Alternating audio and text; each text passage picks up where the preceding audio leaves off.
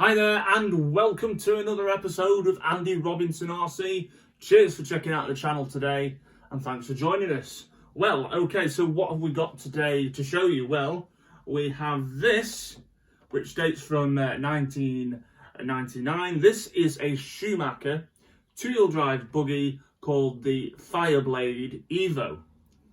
So yeah, this one was released in 1999.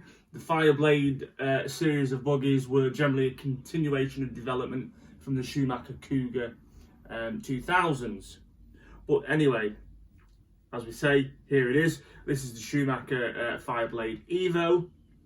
I mean, in terms of vintage racing, it probably just misses out on the cut-off year for vintage classes, or the majority of vintage classes, which is the usually cut off is 1998. Anyway, we'll just jump back in the timeline before I carry on about this one. Now, the Schumacher Fireblade 2000 was the first release, and that was generally released in 1997, although factory drivers might have had it a bit earlier, that sort of 96. If you've got a definitive answer for me, do let me know in the comments. But because this did really well over in the US, some of the big racing events, Schumacher then released in 1998 the Fireblade USA, which I don't know I'm pointing at because that's not a USA. And then after that in 99 we had the Fireblade Evo, which is this, and then followed on with the Mark II, which was the Fireblade Evo 2. Now looking at the USA, so that came out in 98. It had, it's a bit like, the original Fireblade had the shocks laid down at the front. Now for the USA, they raised them up like you see here. So they altered the front and rear shock towers. So the shock angles were pretty much the same on it. I've got to look at my cheat sheet a bit here.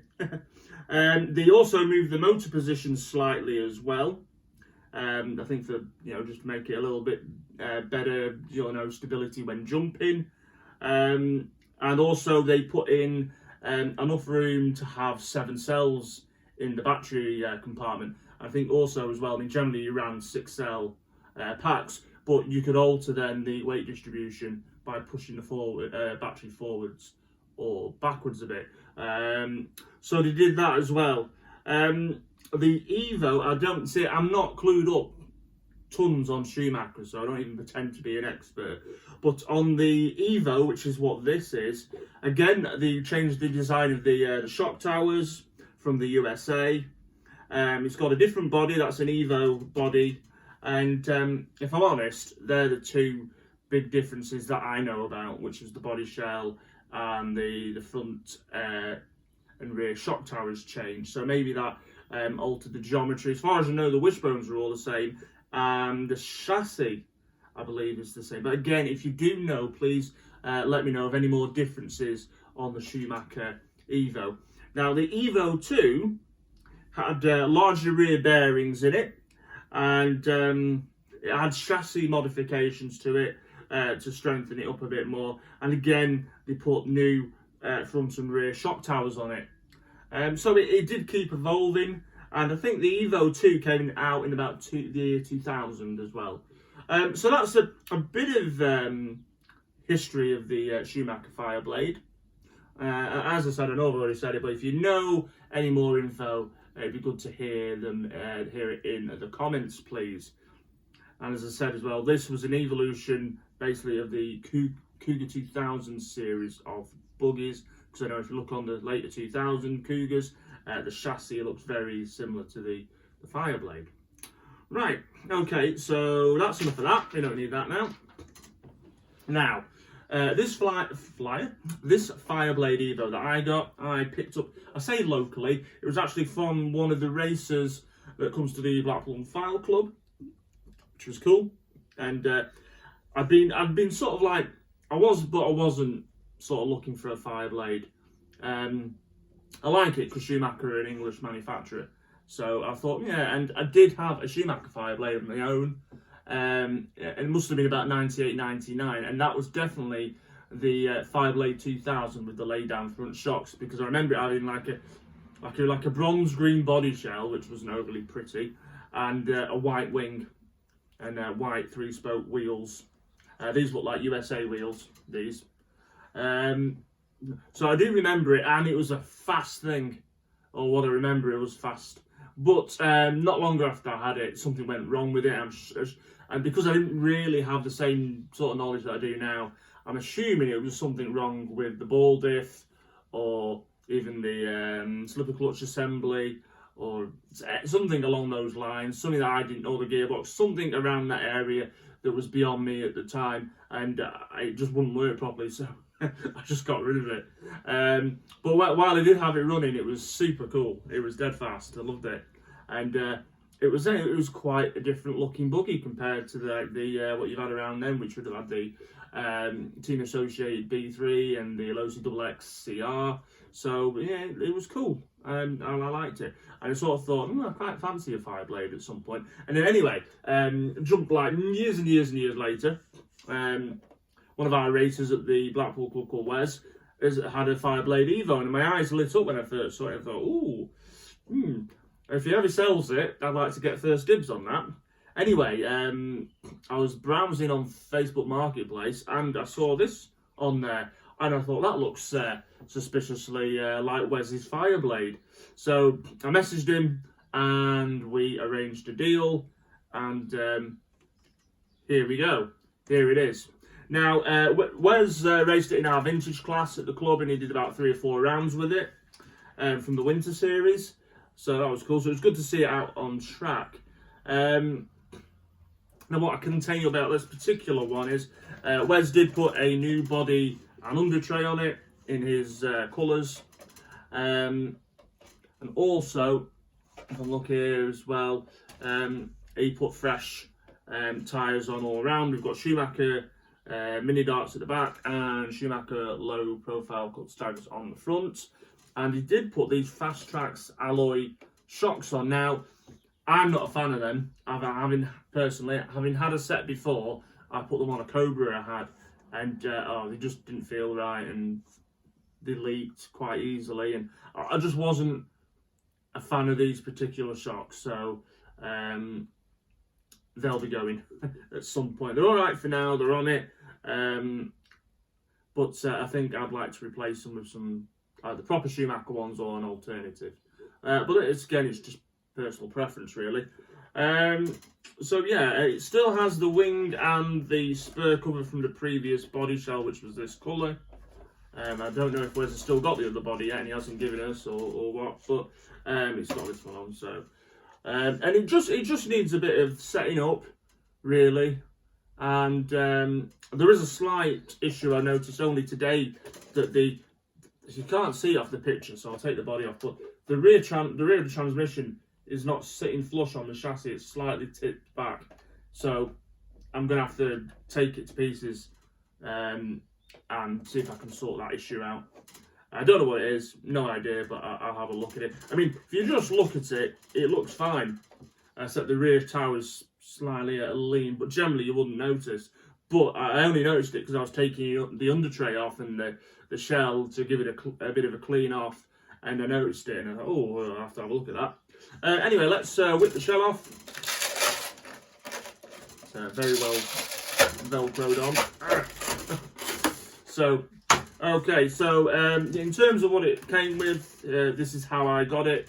I'll turn it around and you can see it's just got a metal geared servo in. It's an E-tronics HV cordless metal gear servo, so that's in it. But yeah, it looks like a Fireblade, really. I mean, yeah, it has been used, it's been raced, which is cool, and yeah, we'll get it going. However, it's one of these things, it's going to have to join a queue. It's going to have to join a queue. I'm in no rush to do it, I'm afraid. Unless you really, really want me to get on with this one, you can give me a message and let me know. But yeah, generally, I've got the Losi XX to get running for you and do a running video on that. I've got the Bearhawk that we had on recently on the show. So I've got things like that. Plus, I know there's new kits I'm awaiting to turn up. So you know, there's plenty of things going on. So the Schumacher might just have to take a little bit of a back seat, but it's one of those things, get it while you see it. So here we go. So yeah, so I just thought I'd show you this today. I love, as I say, I love my rear mounted two-wheel drive buggies, and again, the Schumacher Fireblade is a classic. So yeah, it's cool. I'm happy with that. So yeah, as I said, work to do on this one, but I just wanted to show it to you guys and girls, and let me know what you think of it. So yeah, and I say, if you can give me any extra information about it that is beyond what I've said, that'd also be great to know as well. Or I do know as well. Again, Wes said he might have it. He might have it. It's missing its battery retainer for a 6-cell pack. So I need to either find that or get off if Wes has got it, or I need to get one from somewhere or make something. But yeah, I mean, it's, you know, it's no biggie really. We just need to sort the shocks out, make sure I can get this gearbox sitting flush with the chassis, and really get some radio gear in it. And I think I'll probably replace the spur gear cover and the rear wing, and we'll get something that matches the body a little bit more. So, but yeah, or who knows, I might even do the whole new body. I'm not sure yet. But yeah, that is my Schumacher Fireblade Evo. Put the body back on. So I hope you like that. Now as well, what can I tell you? I'm going to try and put the shell on now. It's a noisy thing.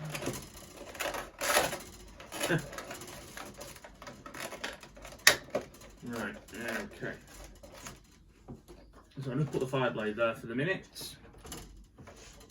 Right, okay, so we had the Blackpool Club on Wednesday just gone, and I thought I'd race the, because our winter series is over, so we're having a few weeks break and then we'll start the spring series. So I thought I'd give this a go around the track. I've not raced it on carpet yet, and I thought I'd see what it was like. This is the Jamara Valiant. Again, if you've not seen anything on that, I'll put the links in the description to the videos.